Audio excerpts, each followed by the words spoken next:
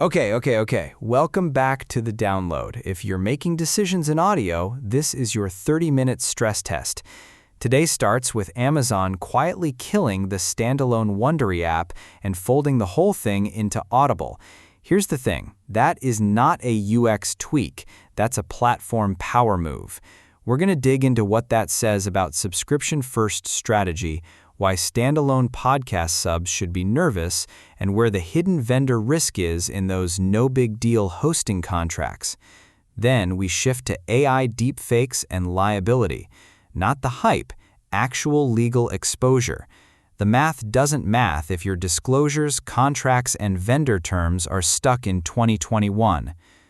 Follow the money. Political cycles, regulated advertisers, and talent who can't afford a trust hit are about to force standardization on this stuff whether you're ready or not. On talent, we'll hit Fox dusting off O'Reilly and doubling down on Hannity and podcast land. What that really says about older, high-intensity audiences, brand footprint, and who gets squeezed in sports and news talk.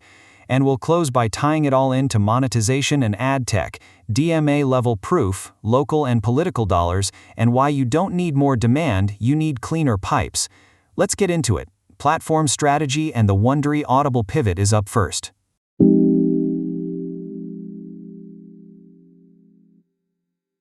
We want to hear from you. Submit questions via the web form in the description, or give us a call at 747-234-2678 and leave your question. Don't be shy. Our AI assistant makes it super easy.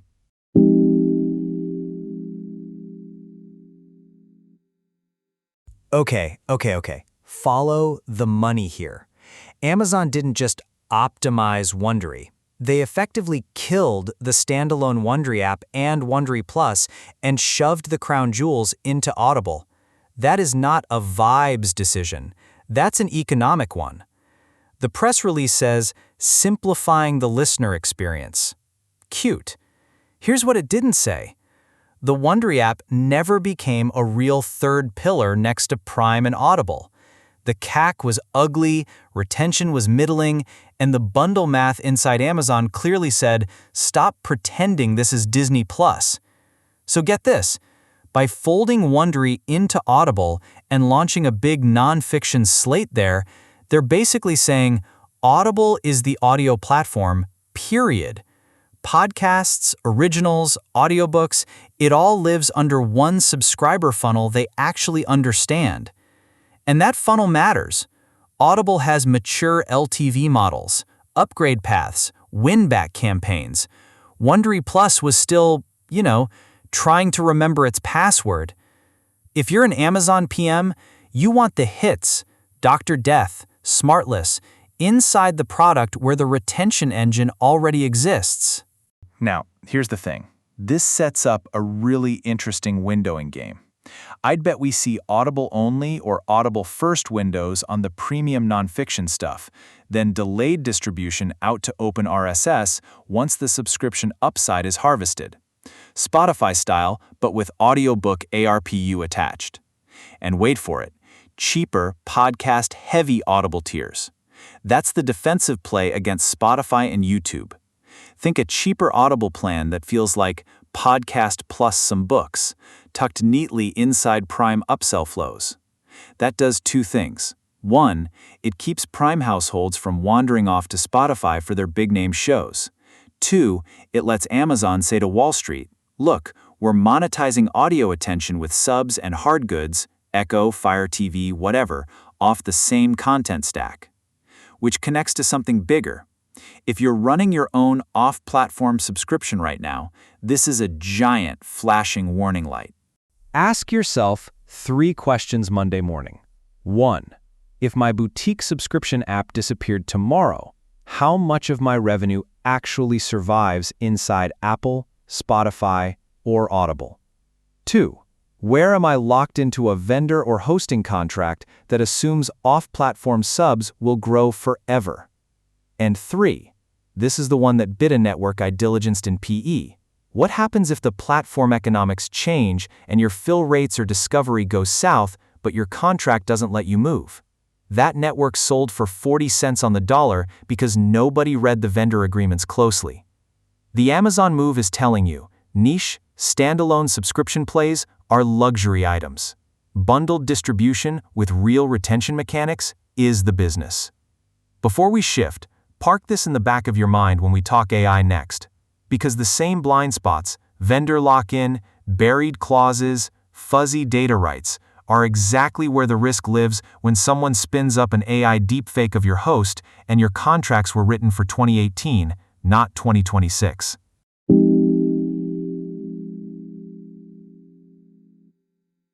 Which connects to something bigger. If Amazon's vendor risk lives in contracts, the AI risk now lives in your RSS feed. And it's not theoretical anymore. So get this.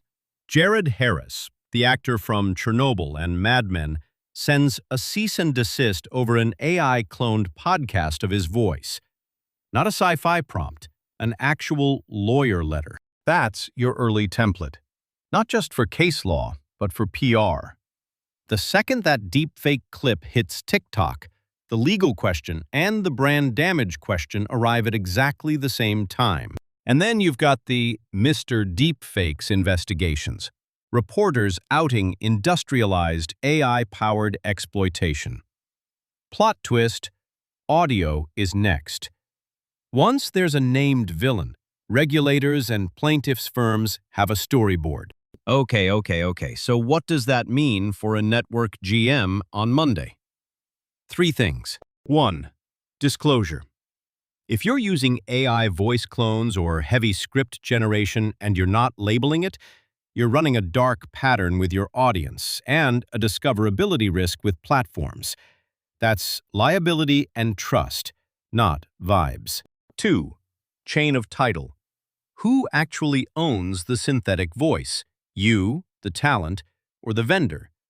If your contract with the host says no replicas and your AI tool's terms say perpetual license, the math does not math.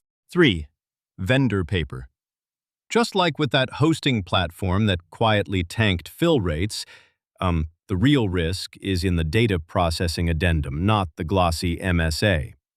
You want, where is voice data stored? Who can train on it? What happens if the vendor gets subpoenaed? Here's the thing. Disclosure standards are about giving you a defense. We clearly told listeners where AI was in the workflow. We had talent consent, and we had use-restricted vendors. If you can't say that in one sentence, you've got homework. Now, the other story I'm watching is where AI is creeping in first. Everyone expected toy apps. Instead, we're seeing it jammed straight into high-cognition workflows. Physicians, compliance teams, financial research.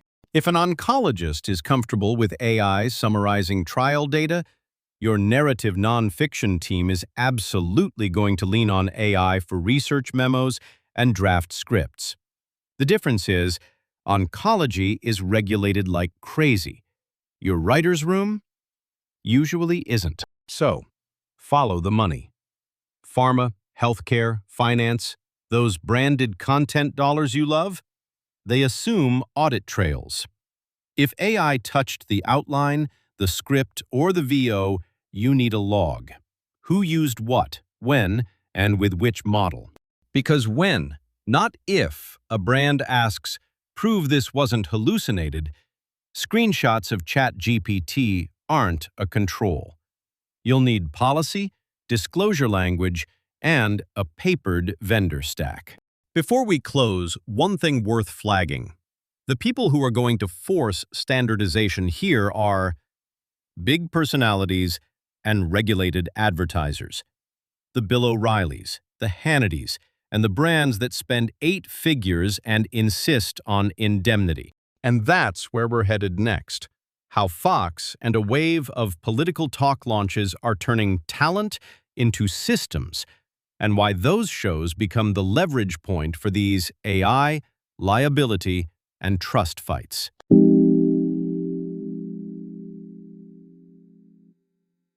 Now, the other story I'm watching, Fox has rediscovered podcasting. Oh, man. So get this.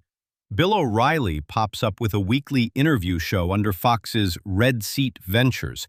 And Hannity gets this looser hangout podcast lane. That is not dabbling anymore. That's a pipeline. Red Seat is the tell. When you route talent through the venture arm, you're standardizing templates, ownership, rev shares, sales packaging. You're basically saying, every cable star is a podcast SKU. And yeah, these are aging TV demos. But here's the thing. Those audiences over-index on two things that matter this year: disposable income and political intensity. Advertisers know it. You're not buying a 29-year-old in Brooklyn. You're buying a 58-year-old super voter with a paid cable bundle and 3 insurance policies. That's premium inventory if you don't blow it on brand safety. Let's be precise. The real asset here is brand footprint, not downloads. O'Reilly could do meh numbers and still clear meaningful revenue because every impression is a fan who's been trained for decades to take calls to action seriously. Think back to what we talked about with AI deepfakes and regulated brands. Those same risk-averse buyers actually like predictable, habitual media environments. A Hannity via RSS listener is far less random than a TikTok scroller. CPM-wise, this is where the math does work. Election cycle, older demo, direct response muscle memory. You can reasonably see $35 to $50 CPMs on host reads if the sales team doesn't discount themselves into oblivion. Plot twist, though. This isn't just about Fox. This wave of right-leaning talk launches hits every sports and news talk network that's been quietly hoping their AM retirements would drift into local podcast land.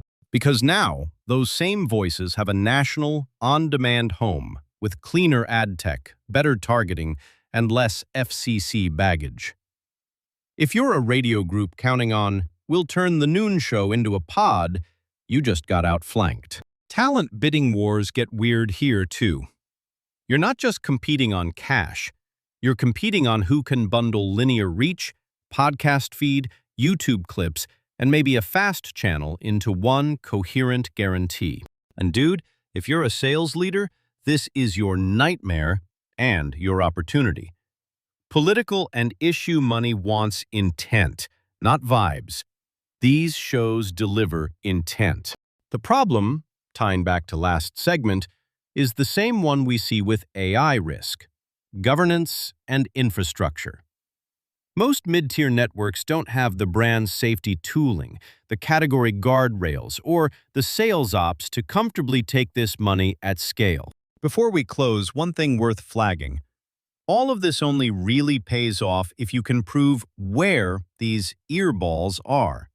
Local districts, swing DMAs, specific zip clusters, which, conveniently, is where the next story takes us. Magellan tying Nielsen DMA data into podcast attribution, and a couple of very unsexy ad tech vendors quietly fixing the pipes. That's where the next tranche of revenue is hiding.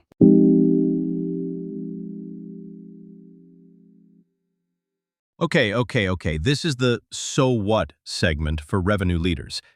You've got O'Reilly, Hannity, all that older politics-heavy audience we just talked about. The only way you fully monetize that this year is brutally good local attribution. So get this. Magellan AI quietly wired in Nielsen DMA data. That sounds nerdy. It's actually a political money unlock. Because now you can say, this show over-indexes in Phoenix, this one in Milwaukee, with the same language TV and radio buyers already use. Which means those state and congressional races that used to live on news talk radio and CTV, they suddenly have a clean on-ramp into podcast schedules. Follow the money. Local retail, healthcare systems, regional banks, all of them buy on DMAs. If you can't talk their language, they stay linear. And remember the pharma CPMs I talked about? 50, 60, $80?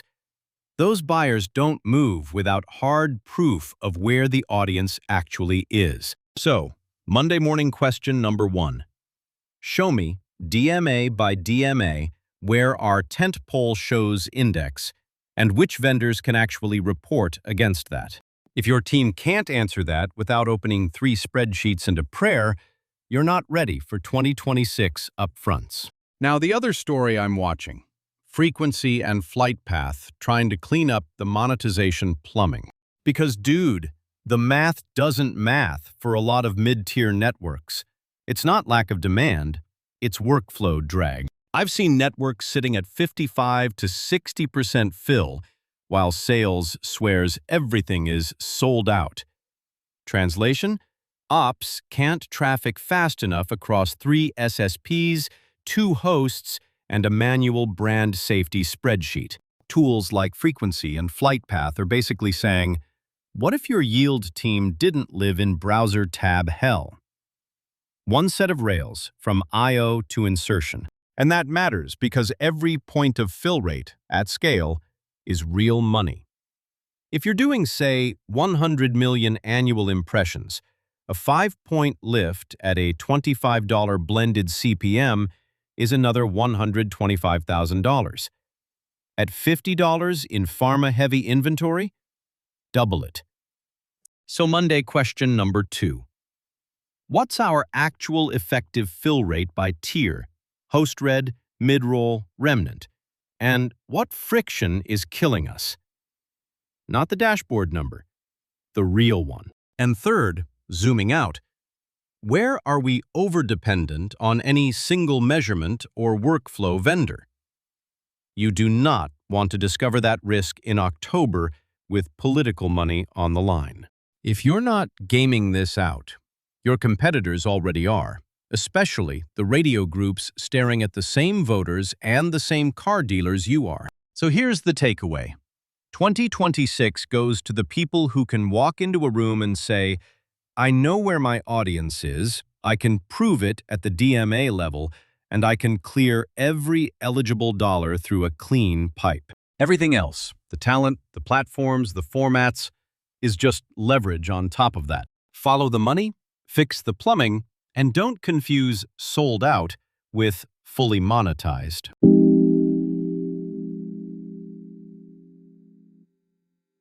Okay.